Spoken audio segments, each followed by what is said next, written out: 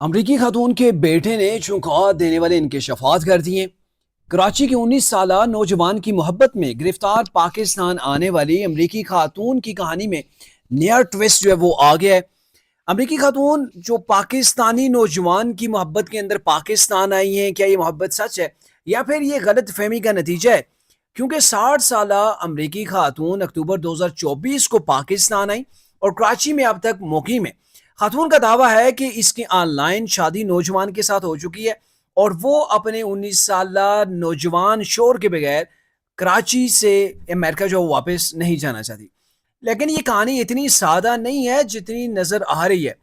اب امریکی خاتون کا بیٹا سامنے آ گیا اور بیٹے نے جو انکشاف کیے اس نے سب کو حیران کر کے رکھ دیا۔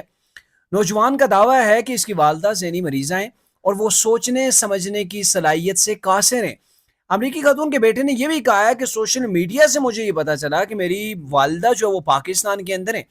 میں نے بارہا ان سے واپسی کی درخواست کی لیکن اس کے باوجود میری والدہ نہیں آئی، حتیٰ کہ میں نے ان کے لیے ٹکٹ بھی بک کروایا لیکن پھر بھی والدہ جو ہے وہ انکاری ہیں واپس آنے سے۔ اچھا، اس کہانی کے اندر مزید جو ہے وہ ٹویسٹ بھی آ گیا جس کے اندر اس امریکی خاتون کی تصویرات بھی منظر عام کے اوپر آ گئی ہیں، جس کے اندر ان کا برتھ سرٹیفکیٹ ہے اور ان کی سوشل سیکیورٹی کارڈ جو وہ بھی شامل ہے، جس سے یہ پتہ چلتا ہے کہ اس خاتون کی عمر جو وہ 60 سالہ ہے اور 19 سالہ نوجوان سے یہ شادی کا دعویٰ کر رہی ہے کہ اس کے ساتھ میری شادی ہو گئی ہے۔ اچھا، اس کے بیٹے نے انکشاف کیا کہ والدہ اس کی ذہنی مریض ہیں، جبکہ اس سے پہلے کراچی کی پولیس نے یہ دعویٰ کیا تھا کہ یہ خاتون جو ہے وہ ذہنی مریضہ لگ رہی ہیں اور جس انداز کے اندر وہ بار بار